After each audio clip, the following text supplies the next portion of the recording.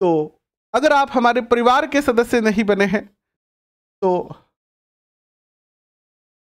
परिवार के सदस्य बन जाए, ताकि आने वाले जितने भी हमारे सेशन हैं उन सब का आपको जो है वो नोटिफिकेशन मिल सके और आप उसको जो है वो सबसे पहले देख सके। नोटिफिकेशन के लिए ऑल जो बेल आइकन है उसको सेलेक्ट करते हुए ऑल बटन दबा दीजिएगा, तभी आपको हर सेशन के नोटिफिकेशन मिलेंगे, वरना नहीं मिल पाएंगे।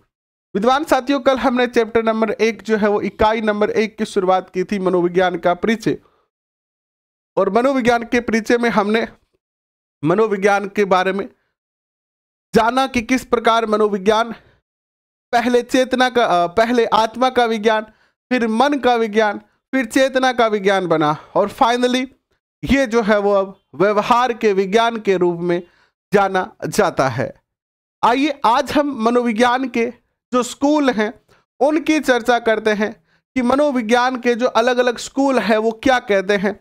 यहीं पर आके कल हमने जो है वो सेशन का एंड किया था, तो वहां से जहां से हमने कल छोड़ा था वहीं से करते हैं आज के सेशन की शुरुआत। मनोविज्ञान के जो संप्रदाय हैं या जो स्कूल हैं उनकी चर्चा करते हैं और सबसे पहले चर्चा करते हैं संरचनावाद की। संरचनावाद क्या कहता है? संरचनावाद या रचनावाद ये कहता है कि बालक जो है वो बालक के ज्ञान का निर्माण किया जाता है, रचना की जाती है। देखिए क्या कहता है ये, अंतर्निरीक्षणवाद भी इसको कहते हैं। संरचनावाद जिसे अन्य नाम अंतर्निरीक्षणवाद तथा अस्तित्ववाद के नाम से भी जाना जाता है। संरचनावाद स्कूल को विलियम वुंड के शिष्य टीचेनर ने अमेरिका के कॉर्नेल विश्वविद्यालय में 1892 में प्रारंभ किया गया था। ये जो संरचनावाद है इसकी स्थापना किसने की थी? तो आप सब जानते हैं कि विलियम वुंड और इनके शिष्य टीचेनर ने 1879 में प्रथम प्रयोगशाला की स्थापना की थी। प्रथम मनोवैज्ञानिक प्रयोगशाला की स्थापना की थी लंदन के लिपजिंग विश्वविद्यालय में। और इन्हीं विलियम वुंड के शिष्य टीचेनर ने 1992 में जाकर और अमेरिका के कॉर्नेल विश्वविद्यालय के अंदर जो है वो एक नई शाखा की स्थापना की जिसे संरचनावाद इन्होंने नाम दिया। क्या नाम दिया इसे? संरचनावाद नाम दिया। कल की और आज की दोनों क्लासों की पीडीएफ अब इस सेशन के बाद आपको मिल जाएगी। पीडीएफ के लिए आप ज्वाइन कर ले हमारा टेलीग्राम ग्रुप, ठीक है। चलिए आगे बढ़ते हैं। संरचनावाद के अनुसार मनोविज्ञान की विषय वस्तु चेतन अनुभूति है। यानी संरचनावाद क्या कहता है? संरचनावाद यह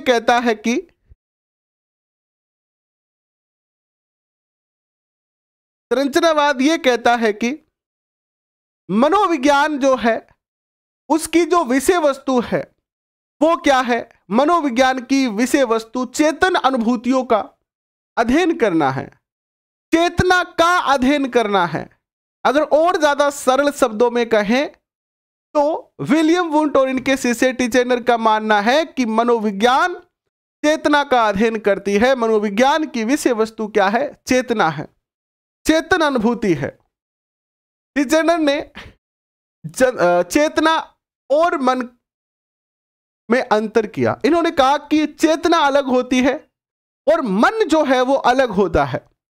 चेतना अलग होती है और मन अलग होता है। कैसे? देखिए, ये कहते हैं कि चेतना से तात्पर्य उन सभी अनुभव से है जो एक व्यक्ति में एक दिए गए क्षण में उपस्थित होते हैं। यानी एक विशेष परिस्थिति में, एक स्पेशल कंडीशन के अंदर आपको कुछ अनुभव करवाए जाते हैं। उस समय आप जो अनुभूति करते हैं वो चेतना है। वो क्या है? चेतना है। समझना एक बार, फिर मैं एग्जाम्पल के जरिए समझाऊंगा।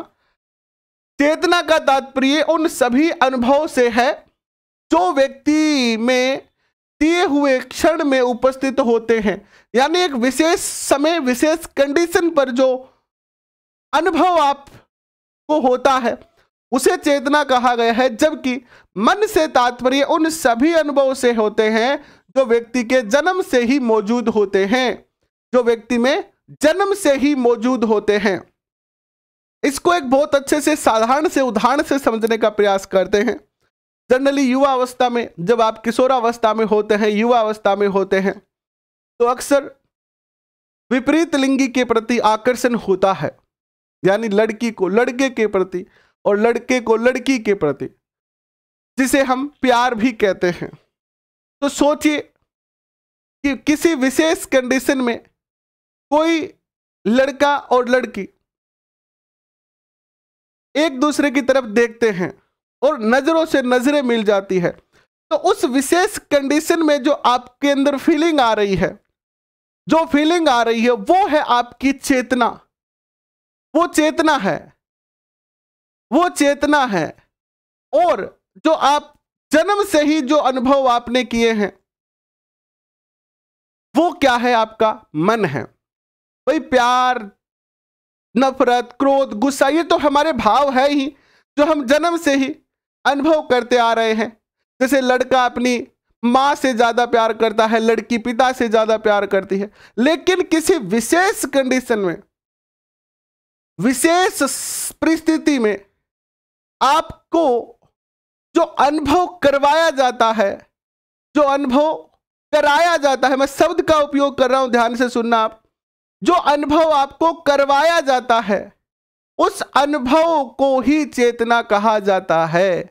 जैसे एक और उदाहरण के तौर पे समझिए कि आपके हाथ में पिन चुभा, किसी ने आपको एक कमरे में बैठा रखा है और अचानक कुर्सी से एक पिन निकला और वो आपके पैर में चुभ गया। यहां जो आपको अनुभव हो रहा है वो चेतना है। तो चेतना और मन में अंतर करते हुए क्या कहते हैं कि चेतना से तात्पर्य उन सभी अनुभवों से है जो व्यक्ति में दिए हुए क्षण में उपस्थित होते हैं, जबकि मन से तात्पर्य उन सभी अनुभवों से होते हैं जो व्यक्ति में जन्म से ही मौजूद हैं, जो जन्म से ही आपने अनुभव किए हैं। वो टीचर ने चेतन या चेतना के 3 तत्व बताए। चेतना में सबसे पहले संवेदना, फिर आपका भाव और फिर प्रतिमा। इसको एक उदाहरण के तौर पर समझते हैं, इसको एक उदाहरण के तौर पर समझते हैं कि चेतना के 3 तत्व होते हैं, 3 एलिमेंट्स होते हैं चेतना के, सेंसेशन, फीलिंग एंड इमेजिनेशन या इमेज। जैसे जैसे जैसे आपकी आंखों पर पट्टी बांध दी गई है, आपकी आंखों पे पट्टी बांध दी गई है और आपके मुख में कुछ स्वादिष्ट भोज्य पदार्थ, खाने की वस्तु रखी। मान लीजिए कि 2 बालक हैं, ए और बी। ए और बी है, इन दोनों की आंखों पे पट्टी बंधी है, पट्टी बंधी हुई है इन दोनों के। पहले के मुख में समोसा रखा गया, समोसे की एक बाइट रखी गई। दूसरे के मुख में जो है वो रसगुल्ला का एक बाइट जो है वो रखा गया।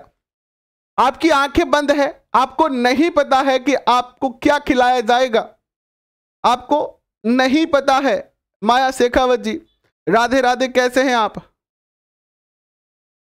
विष्णु कुमार जी कह रहे हैं 99 कि आपकी तारीफ के लिए हमारे पास कोई शब्द नहीं है। तो भैया तारीफ की आवश्यकता नहीं है, आप सिलेक्शन जब आपका हो जाए तब आप एक बार कह देना कि मेरा सिलेक्शन हो गया, वो हमारे लिए काफी है।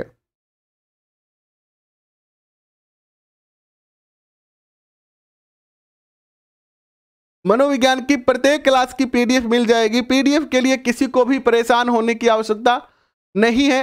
अगर आपने टेलीग्राम ग्रुप ज्वाइन कर रखा है तो किसी को भी पीडीएफ के लिए परेशान होने की आवश्यकता नहीं है।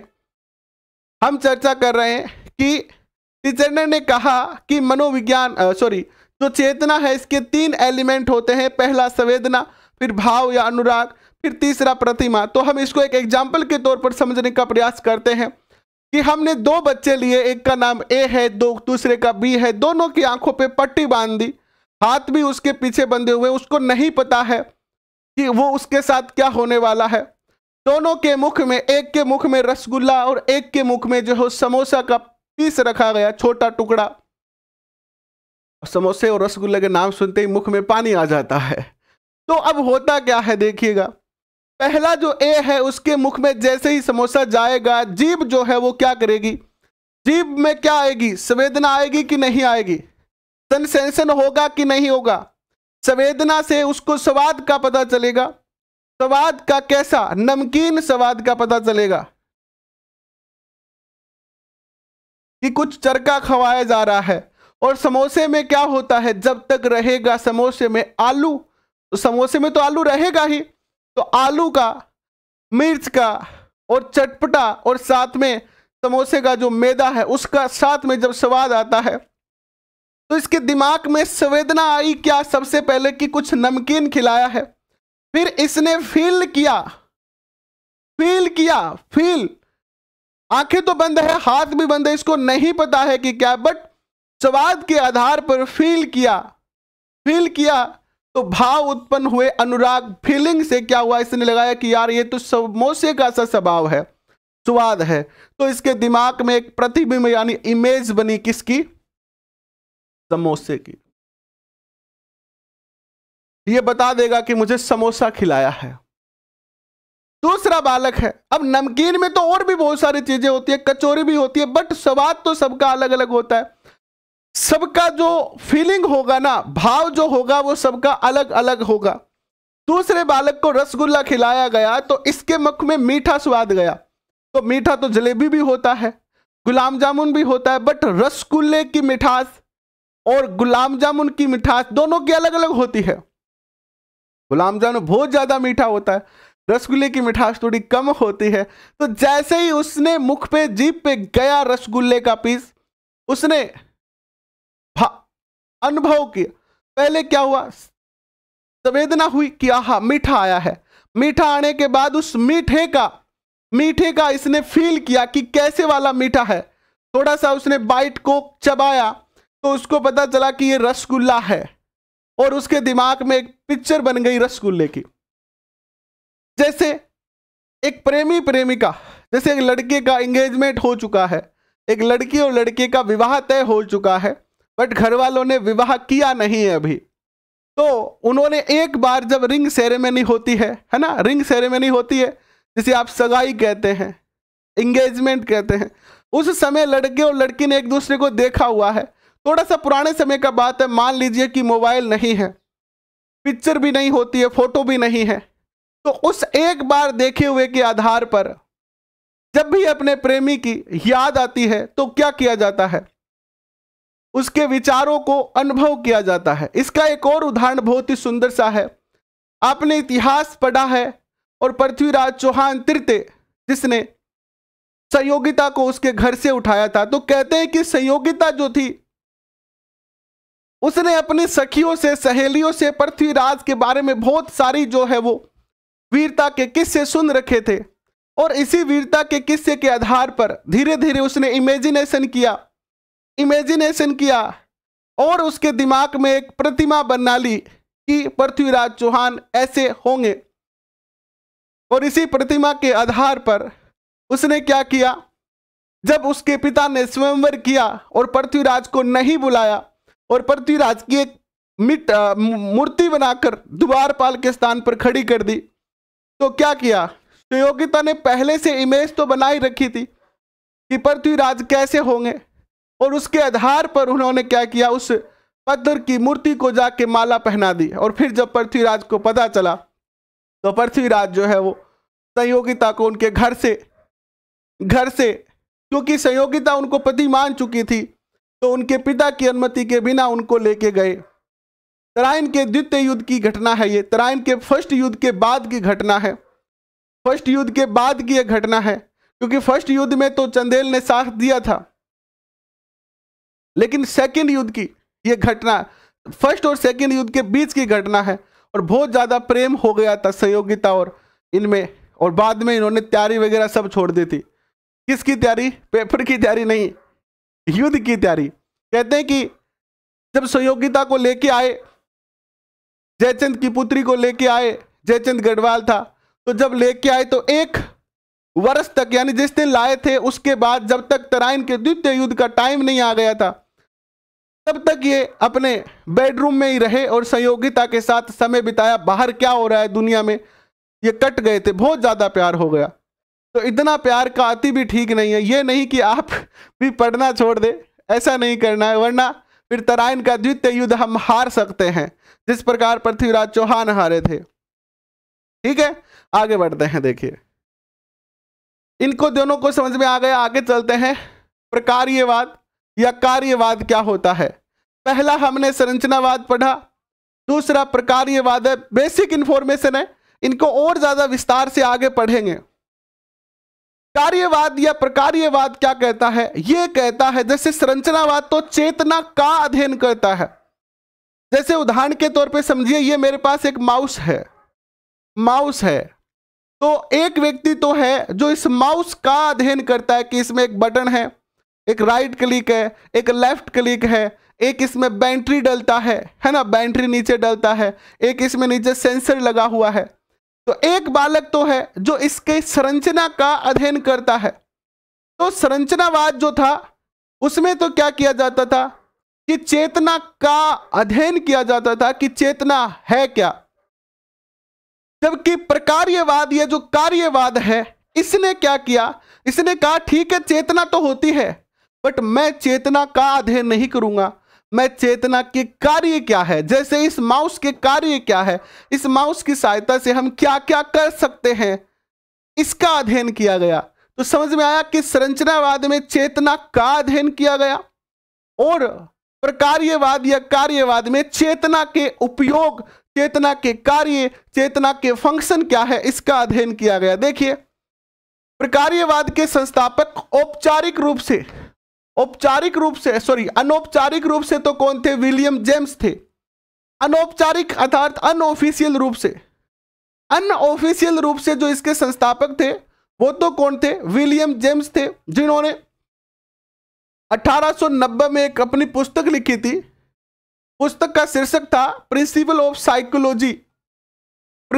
साइकोलॉजी में ये बात जो इन्होंने कही, अनौपचारिक रूप से कही, और उनका मानना था कि मनोविज्ञान का संबंध इस बात से है कि चेतना क्यों और कैसे कार्य करते हैं, चेतना क्या या क्यों और कैसे कार्य करते हैं, न कि सिर्फ इस बात से कि चेतना के कौन कौन से तत्व हैं। यानी विलियम जेम्स ने कहा कि हमें चेतना के तत्वों का अध्ययन नहीं करना है, हमें चेतना का अध्ययन नहीं करना है, हमें तो चेतना के कार्य का अध्ययन करना है, चेतना के फंक्शन का अध्ययन करना है। अब ये आप तय करें। काजोर मल्ल यादव जी की इतिहास पढ़ा रहे हैं कि मनोविज्ञान पढ़ा रहे हैं? मनोविज्ञान में एक आपने और विषय पढ़ा होगा या शिक्षण विधियों में पढ़ा होगा कि सारे विषयों का आपस में सह संबंध होता है। अतः जेम्स के अनुसार मनोविज्ञान का विषय वस्तु चेतना अवश्य थी, परंतु उन्होंने चेतना की कार्यात्मक उपयोगिता पर अधिक जो है वो फंक्शनल यूटिलिटी पर बल दिया। प्रकार्यवाद के जो ऑफिशियल संस्थापक थे, औपचारिक जो संस्थापक थे, वो थे डीवी, एंजिल और कार्क। इन्होंने जो है ऑफिशियल रूप से जो है वो किसकी स्थापना की थी? प्रकार्यवाद की या कार्यवाद की जो है स्थापना की थी। इसके बाद देखिए नेक्स्ट क्या आता है। नेक्स्ट आता है कि प्रकार्यवाद के अनुसार मनोविज्ञान का संबंध मानसिक प्रक्रियाओं या कार्य के अध्ययन से होता है, न कि चेतना के तत्वों के अध्ययन से होता है। ठीक है, इसके बाद आता है व्यवहारवाद। ये मोस्ट है, यहां से क्वेश्चन बहुत आते हैं। व्यवहारवाद के जो संस्थापक थे वो कौन थे? व्यवहारवाद के जो संस्थापक थे वो थे कौन? वॉटसन थे। कौन थे? वॉटसन ने कहा कि चेतना और इनसे ज्यादा बेहतर तरीके से हम मनोविज्ञान में बालक के व्यवहार का अध्ययन करते हैं। मैंने केवल, आप अगर पहला चैप्टर बुक से पढ़ोगे तो थोड़ा ज्यादा विस्तृत करा गया है, थोड़ा ज्यादा डिटेल में है। मैंने उसमें से जो अच्छा मोस्ट जो डाटा है, जो एग्जाम के दृष्टिकोण से महत्वपूर्ण है, वो आपके सामने रखा है। ठीक है, वो आपके सामने जो है वो मैंने रखा है। देखिए क्या कहता है, क्या कहता है। व्यवहारवाद की स्थापना 1913 में की गई। उनका मानना था, किसका, वॉटसन का मानना था कि मनोविज्ञान एक वस्तुनिष्ठ तथा प्रयोगात्मक मनोविज्ञान है। ये एक ऑब्जेक्टिव एंड एक्सपेरिमेंटल साइकोलॉजी है, मनोविज्ञान है। अतः इसका विषय वस्तु सिर्फ व्यवहार हो सकता है, क्योंकि वॉटसन ने तो व्यवहारवाद का जन्म ही दिया था। वॉटसन ही तो कहा था, जेबी वॉटसन ने, कि मनोविज्ञान व्यवहार का विज्ञान है। तो ये अपनी थ्योरी पर ही चर्चा करेंगे। तो इन्होंने कहा कि मनोविज्ञान एक वस्तुनिष्ठ और प्रयोगात्मक विषय है। तो इसकी जो विषय वस्तु हो सकती है वो क्या हो सकती है, वो हो सकती है व्यवहार हो सकता है, बिहेवियर हो सकता है, चेतना नहीं, क्योंकि सिर्फ व्यवहार का ही अध्ययन वस्तुनिष्ठ एवं प्रयोगात्मक ढंग से किया जा सकता है। वॉटसन के व्यवहारवाद ने उद्दीपक अनुक्रिया को जन्म दिया। एसआर थ्योरी, ये एसआर थ्योरी कहां से निकल के आई है, यही व्यवहारवाद से हुई है। उद्दीपक जब आपके सामने होता है तो रेस्पॉन्स अपने आप हो जाता है। जैसे अभी नोटिफिकेशन नहीं आया है, बट आपको पता चल गया है कि भर्ती आने वाली है। जैसे ही नोटिफिकेशन आ जाएगा तो आपको अचानक और ज्यादा बेटर उद्दीपक मिलेगा, तो आपकी पढ़ने की जो क्षमता है वो बढ़ जाएगी। आप समय भी बढ़ा दोगे पढ़ने का, बढ़ा दोगे कि नहीं बढ़ा दोगे। तो उद्दीपक और अनुक्रिया, स्टिमुलस एंड रेस्पॉन्स, ये जो थ्योरी आती है एसआर थ्योरी, वो कहां से निकल के आती है, इसी व्यवहारवाद से निकल के आती है। ठीक है, इसके बाद चलते हैं। वॉटसन ने अंतर निरीक्षण को मनोविज्ञान की विधि के रूप में अस्वीकृत किया और उन्होंने मनोविज्ञान की 4 विधियां बताई। जो संरचनावाद है ना, संरचनावाद ने तो क्या कहा कि मनोविज्ञान में अगर किसी का अध्ययन करना है तो अंतर्निरीक्षण कर सकते हैं हम, अंतर्निरीक्षण कर सकते हैं हम। बट वॉटसन ने इसको खारिज किया और कहा कि नहीं कर सकते हम अंतर्निरीक्षण, यानी किसी व्यक्ति का खुद अपने आप निरीक्षण करना सही नहीं हो सकता है। तो इन्होंने क्या थ्योरी दी कि हम प्रेक्षण कर सकते हैं, अर्थात ऑब्जर्वेशन कर सकते हैं किसी का। अध्ययन कैसे कर सकते हैं हम किसी का, ऑब्जर्वेशन के जरिए, अनुबंधन के जरिए, परीक्षण के जरिए और शाब्दिक रिपोर्ट के जरिए। आइए थोड़ा सा इसको समझने का प्रयास करते हैं। ये विधियां हैं मनोविज्ञान व्यवहारवाद में अध्ययन करने की। जैसे हम एक स्कूल के एक अध्यापक हैं और हमारे स्कूल के बच्चों का अध्ययन करना चाहते हैं या हमारी कक्षा के बच्चों का अध्ययन करना चाहते हैं, तो आप उनको ऑब्जर्व करिए। कौन बच्चा समय पर आता है, कौन बच्चा लेट आता है, कौन बच्चा बड़ों का सम्मान करता है, कौन बच्चा है जो नहीं करता है बड़ों का सम्मान, कौन बच्चा है जो आज्ञाकारी है, कौन बच्चा है जो आज्ञा नहीं मानता है। ऐसे उनका ऑब्जर्व कर करके आप क्या कर सकते हैं, उनका अध्ययन कर सकते हैं। ठीक है, दूसरा अनुबंधन, तीसरा परीक्षण टेस्ट कर सकते हैं और चौथा शाब्दिक रिपोर्ट, उनकी एक रिपोर्ट तैयार कर सकते हैं। तो ये 4 तरीके हैं जिससे हम मनोविज्ञान में किसी भी व्यक्ति का, मानव का, पशु का अध्ययन कर सकते हैं। नेक्स्ट और अंत जो आता है वो आता है गेस्टोल्ट मनोविज्ञान। गेस्टोल्ट मनोविज्ञान क्या कहता है, गेस्टोल्ट मनोविज्ञान क्या कहता है, यह कहता है कि गेस्टोल्ट मनोवैज्ञानिक कौन थे जिन्होंने अंतर्दृष्टि का सिद्धांत दिया था, मैक्स वर्दीमर। गेस्टोल्ट स्कूल की स्थापना मैक्स वर्दाइमर ने की थी 1912 में। कोहलर, कोफका इस स्कूल के सह संस्थापक थे, को फाउंडर। देखो, मैक्स वर्दीमर तो इसके संस्थापक थे और कोफका और कोहलर इसके जो थे वो सह संस्थापक थे। गेस्टाल्ट एक जर्मन भाषा का शब्द है। गेस्टाल्ट जो है वो एक जर्मन भाषा का शब्द है जिसका अर्थ क्या होता है, जिसका हिंदी में रूपांतरण होता है आकृति अर्थात फॉर्म, आकार तथा समाकृति। गेस्टोल्ट स्कूल का मानना था कि मनोविज्ञान मानसिक क्रियाओं के संगठन का विज्ञान है। मानसिक क्रियाओं के संगठन का मनोविज्ञान ही क्या है? मनोविज्ञान है। इसे जनरली हम समग्रवाद भी कहते हैं। इसमें क्या होता है, किसी समस्या को उसको पूर्ण रूप से जो है अध्ययन किया जाता है, उसको समग्रता के साथ। जैसे आपने एग्जाम्पल के तौर पर देखा है कि चिंपैंजी पर इन्होंने प्रयोग किया था, एक कमरे में बंद करके केले लगा दिए थे, टांग दिए थे ऊपर, बॉक्स रख दिए थे। तो चिंपैंजी ने जो है वो, चिंपैंजी के सामने समस्या थी केले प्राप्त कैसे करें, तो इस पूरी समस्या का समग्र रूप से अध्ययन किया, न कि उसके पार्ट का अध्ययन किया। तो समग्रता इसमें आती है। ठीक है, नेक्स्ट आता है मनोविश्लेषण। मनोविश्लेषण में क्या होता है, इससे भी बहुत ज्यादा क्वेश्चन आते हैं। सिगमंड फ्राइड जो थे वो इसके प्रतिपादक थे। कौन थे? सिगमंड फ्राइड जो थे इसके प्रतिपादक थे। बलवीर जी कैसे हैं आप? घनश्याम शर्मा जी कैसे हैं आप? जी बिल्कुल पूर्णाकार। साइंस बाय दीपक पटेल कैसे हैं आप? जी देखिए, मनोविश्लेषण को एक टूल के रूप में सिगमंड फ्राइड ने स्थापित किया। फ्राइड ने अचेतन के सिद्धांत को काफी महत्वपूर्ण माना। जैसे हमने देखा कि विलियम वुंट और उनके शिष्य टिचर्नर ने चेतना का अध्ययन किया था। किसका अध्ययन किया था? चेतना का अध्ययन किया था। हमारे मन की 3 अवस्थाएं बताई थी। किसने? सिगमंड फ्राइड ने। चेतन अवस्था, अचेतन अवस्था और अर्धचेतन अवस्था।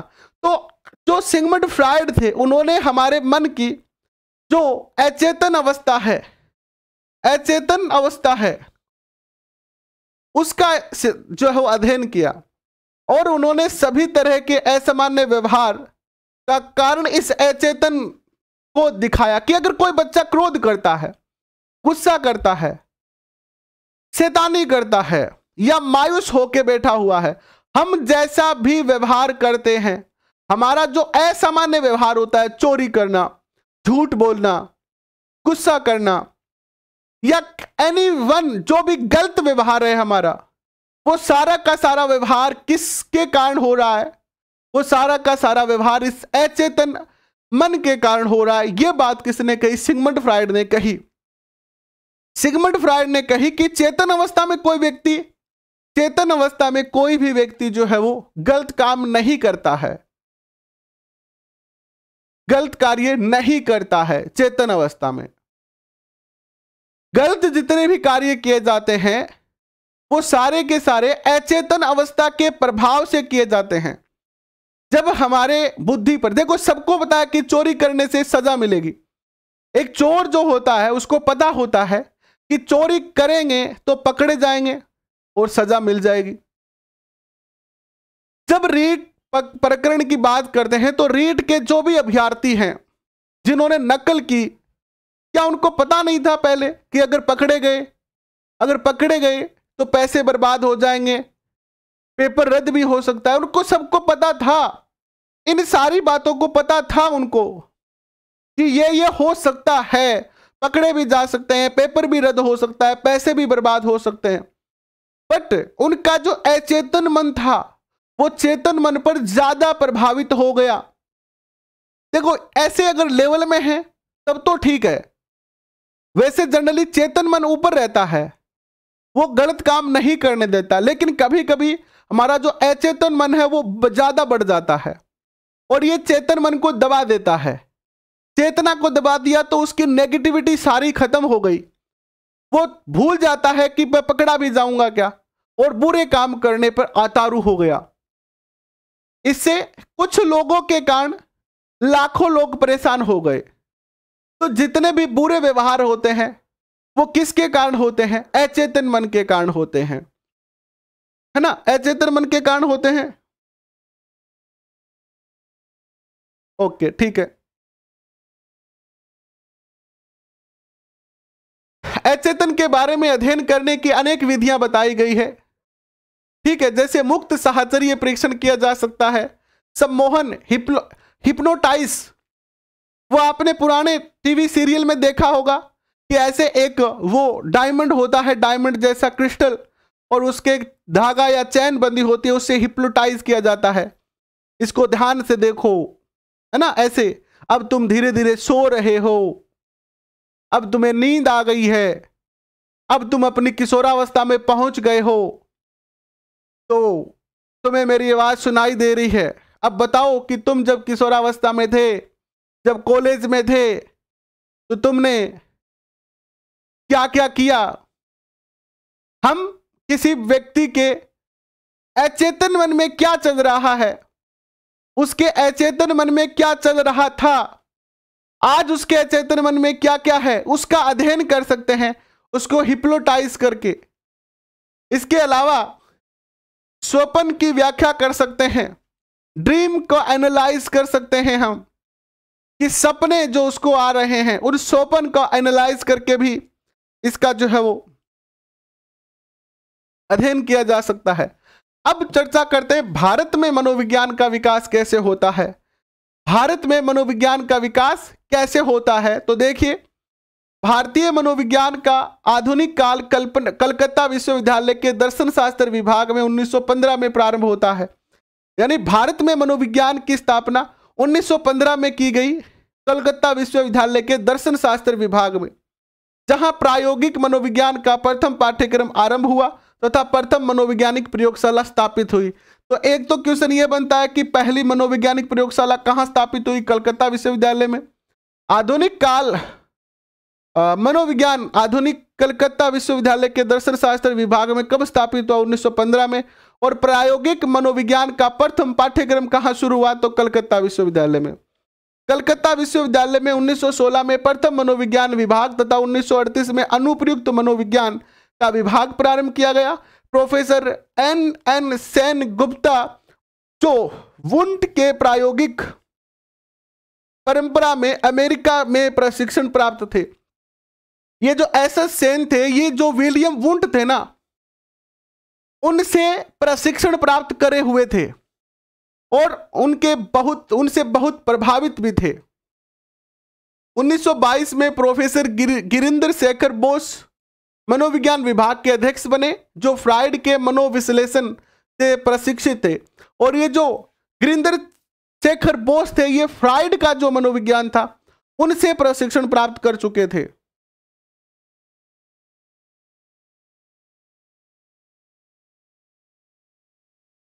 ये क्या कह रहे हैं आप? ज्योति नागपाल, ये क्या कह रहे हैं आप? Lokesh Meena ji, sir miss you Jyoti Nagpal madam, क्या बात है? मैं समझ नहीं पा रहा हूं आपकी बात।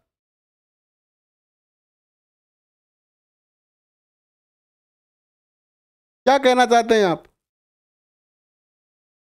क्या कहना चाहते हैं? प्रोफेसर बोस ने इंडियन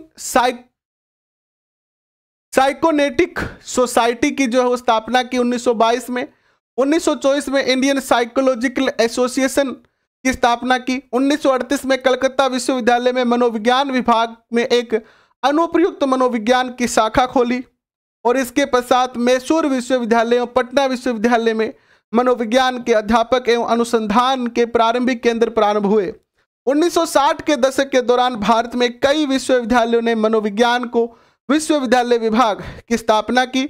विश्वविद्यालय के प्रांगण से हटकर मनोविज्ञान जो विभिन्न तरह के संस्थानों जैसे कि मैनेजमेंट संस्थान है, शिक्षा संस्थान है, रेल रक्षा सेवा है, इसमें भी काफ़ी लोकप्रिय हुआ और भारतीय मनोविज्ञान की सक्रियता इसमें काफ़ी अधिक रही। 1986 में दुर्गानंद सिन्हा ने अपनी पुस्तक psychology in A third world country the Indian experience में भारत में सामाजिक विज्ञान के 4 चरणों में आधुनिक मनोविज्ञान के इतिहास को इन्होंने खोजा है। तो ये चैप्टर नंबर पहला आपका हो गया।